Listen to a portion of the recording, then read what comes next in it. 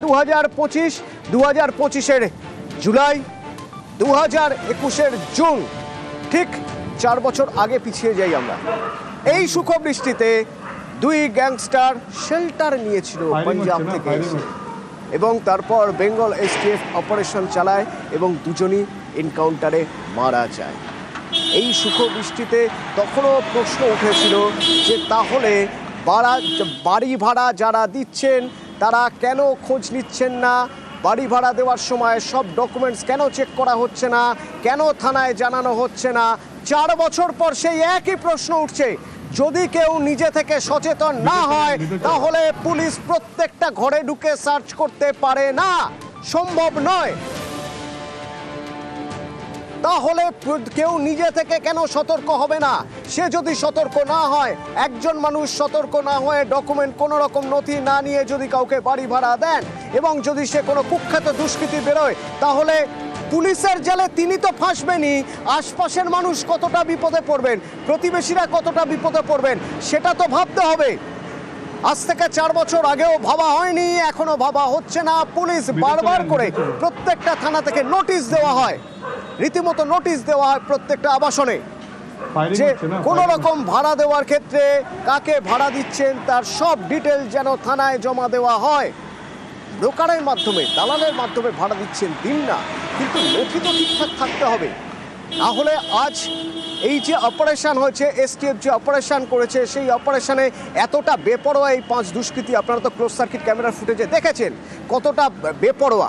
তারা যদি চাইতো এখানে, তাহলে কোনো না কোনো আবাসিককে ঢাল করে ফেলতে পারতো, কাউকে না কাউকে ক্ষতি করতে পারতো কারো। অয়ন ভট্টাচার্য রয়েছেন আমার সঙ্গে। অয়ন, আমাদের কাছে আর কি কি খবর আছে?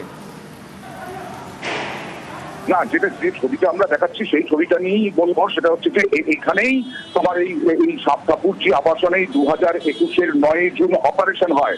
একেবারে ড্রাগ প্যাডলাররা এখানে ছিল, পাঞ্জাব থেকে এসে আশ্রয় নিয়েছিল এখানে এই সাপুরজি আবাসনে।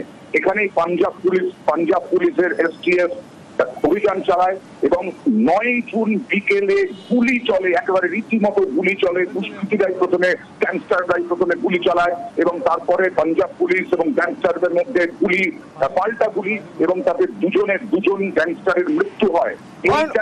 প্লিজ একটু সঙ্গে থাকুন, একটু সঙ্গে থাকুন। আমি একটু শুনতে চাইবো আবাসিকরা কি বলছেন, একবার শুনুন।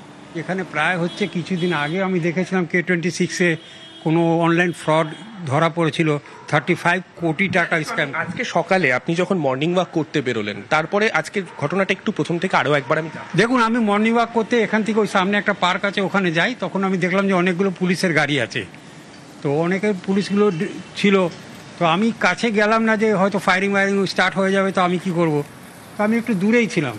পরে আমি জানতে পারলাম যে 2-3 জনকে ধরে নিয়ে গেছে। কাউকে পালাতে সেই সময় দেখেছেন? দৌড়াদৌড়ি? আর না, দৌড়াদৌড়ি কিছুই হয়নি, না সেরকম কিছু। পরে পুলিশ কখন বেরোলো? আমি 5:30টার সময় বেরিয়েছি, পুলিশ প্রায় 6:30টার সময় বেরিয়ে গেছে। 6:30 থেকে 7টার মধ্যে বেরিয়ে গেছে। শানিক, একটু যদি জানা যায় ওর থেকে কোনো রকম গুলি চলেছিল কি? গুলি চলার আওয়াজ পেয়েছিলেন উনি? কোনো থেকে 2 জনকে ধরে নিয়ে গেছে L62 এর কাছ থেকে। যখন এই ঘটনা ঘটে, কোনোভাবে আগেও একটা এই সাপুরজিতে আমরা দেখেছিলাম শুট আউটের ঘটনা ঘটেছিল। এক্ষেত্রে কি কোনো গুলি চলা, এই ধরা? না, সেরকম কিছু নেই, কোনো গুলি চলেনি। কোনো রকম মানে কেউ বুঝতেই পারলো না যে কেসটা কি আছে। মানে একদম স্মুথ অপারেশন, একদম স্মুথ অপারেশন, কোনো রকম গুলি চালানোর প্রয়োজন পড়েনি।